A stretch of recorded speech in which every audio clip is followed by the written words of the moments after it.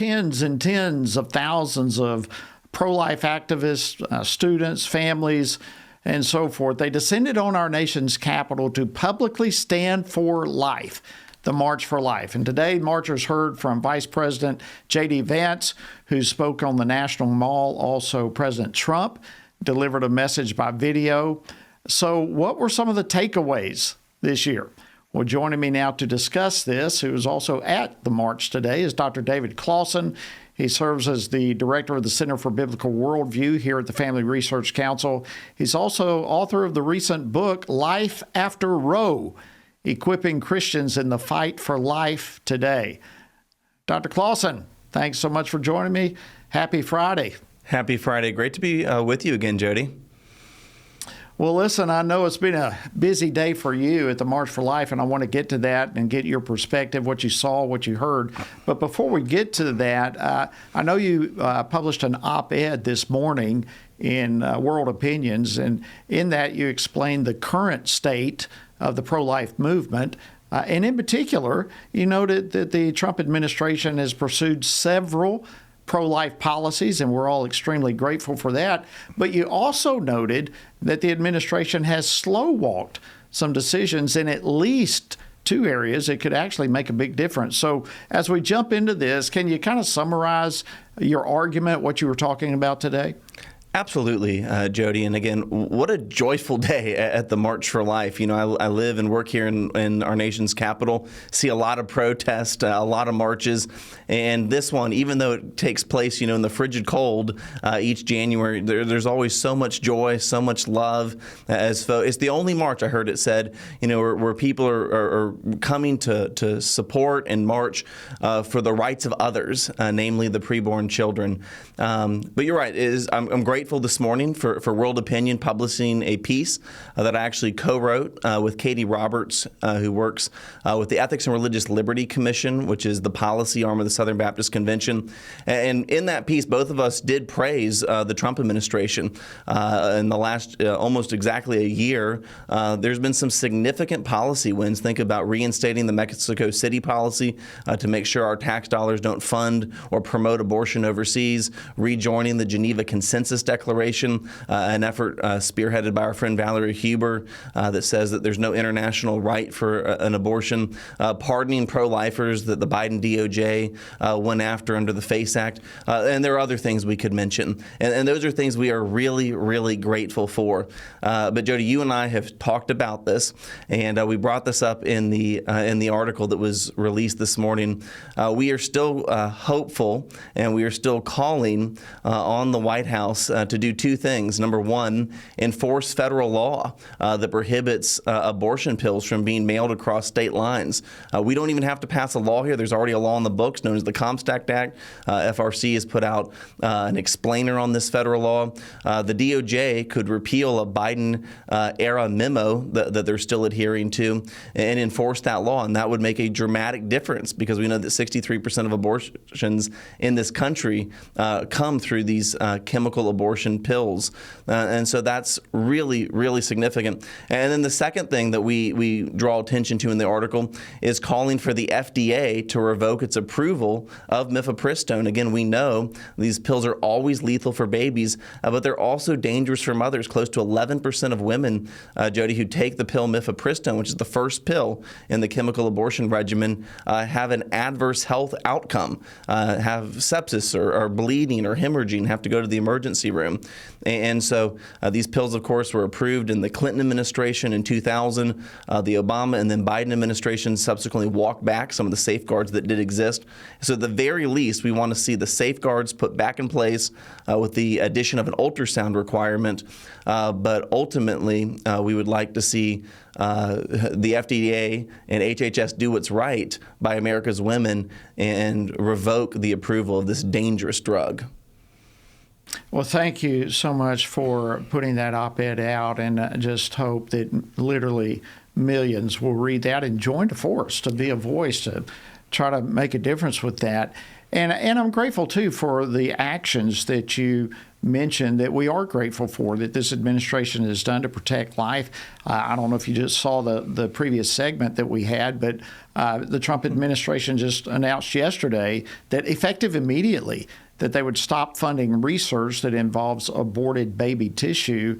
And it was a fantastic discussion we just had on this. What's your thoughts on that move? Yeah, really significant. This is something I remember that pro-life organizations were asking the Bush administration in the early 2000s, and those cries fell on deaf ears. And so really significant. The research I did just briefly on this, Jody, is that it was 77 projects that NIH was funding in fiscal year 2024 that were using aborted baby body parts and for research. And I think the previous guest was helpful in noting that there has never been any cure for any disease that has come from this research. And so we've had no business really funding these projects. It's ethically incredibly problematic. And so again, credit to where credit is due. Very grateful for this strong pro-life action.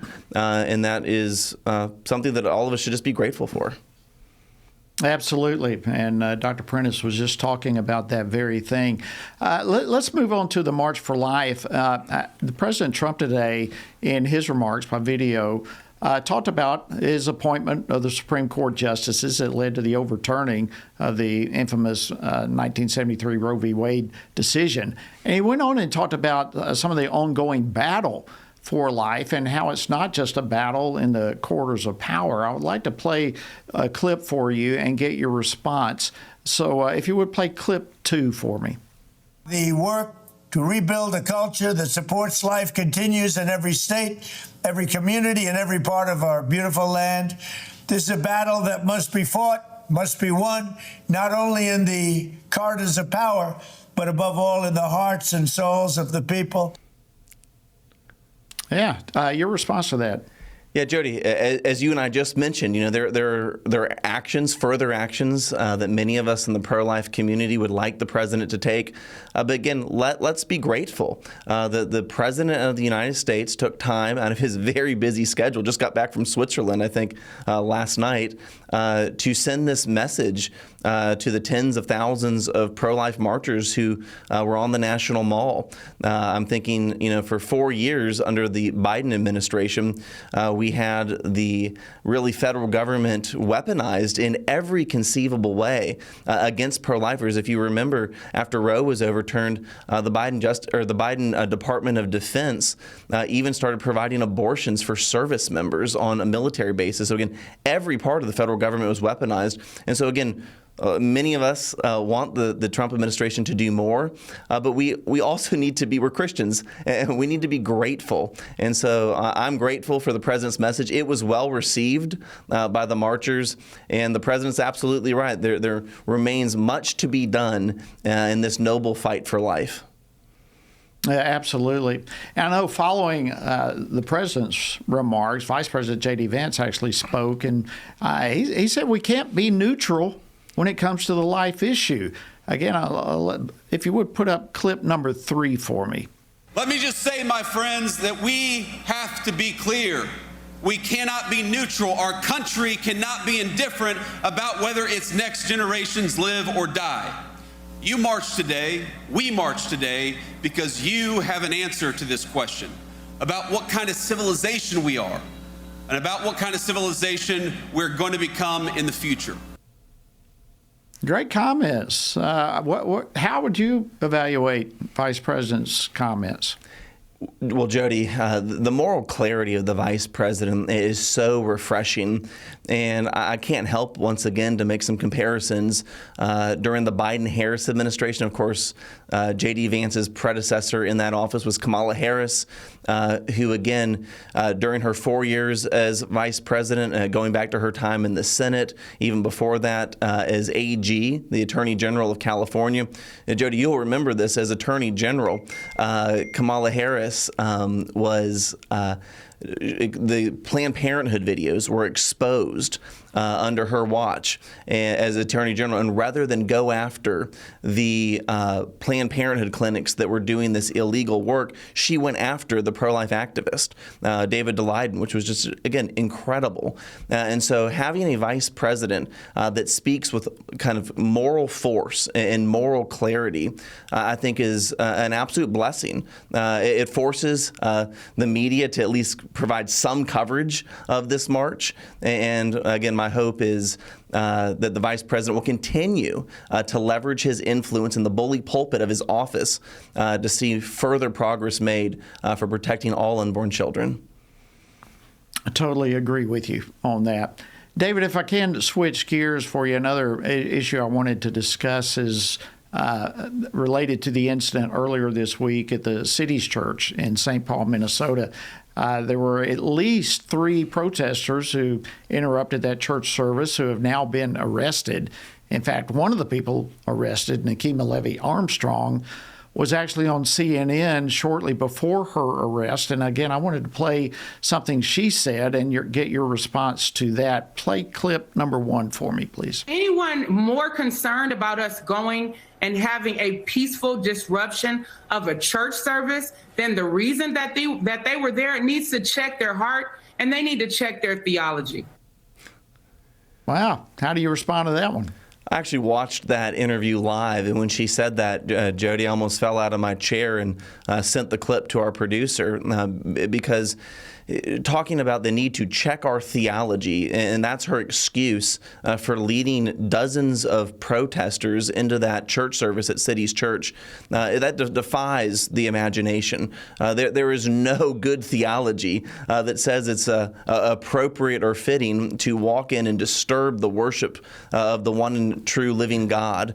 And those protesters, that's exactly what they did on Sunday, Jody. They walked into a service, and right when the pastor, Jonathan Parnell, was about to preach his sermon, that they interrupted the service rudely. Again, the videos of children just kind of terrified and crying, teenagers looking terrified, families running to the parking lot to their minivan. This invasion, I don't know what else to call it, of this church has no place in the United States. And so, again, I am so grateful for Pam Bondi and for the Justice Department, Jody, for enforcing federal law and for using the tools at their disposal to send a message. Because, Jody, here's the thing. If the Justice Department, if the law is not enforced in this instance, we are only going to see more of this in churches around this country. This kind of action, if it goes unchecked, it's only going to encourage folks like that to intimidate Christians and to try to disrupt more worship services. And so as far as her comments go, you can't root that or ground that in any sort of Christian theology. And again, I'm just grateful for law enforcement and the Justice Department doing the right thing in conducting an investigation. I know the church itself, City's Church, has retained some attorneys, and they put out a statement that I want to put up for those who are viewing right now. But they said the First Amendment does not allow premeditated plots or coordinated actions to violate the sanctity of a sanctuary, disrupt worship, and intimidate small children. There is no press pass to invade a sanctuary or to conspire to interrupt religious services. David, only about a minute left, but what are you hoping to see with this situation when all is said and done? Well, Jody, I'm just going to mention that the attorney who wrote that statement, Renee Carlson, is actually a good friend. Had dinner with her recently here in D.C. She's fantastic, so the church is in very good hands. And my hope is that this whole story is just going to galvanize pastors and Christian leaders. Already you're seeing articles and resources distributed amongst churches and pastors, making sure that they know what their First Amendment rights are, making sure that they are protecting the flock that God has entrusted to them. And so I think we need to continue to follow this story specifically with this church. I don't think we've heard the last from this situation. And let's just be praying that as all of us gather to worship on the Lord's Day this Sunday, that we'll be safe and that we'll have wisdom and discernment. And again, let's just continue to pray for justice. Amen. Thank you so much, as always, Dr. David Closson, Director of the Center for Biblical Worldview here at FRC. Have a great weekend.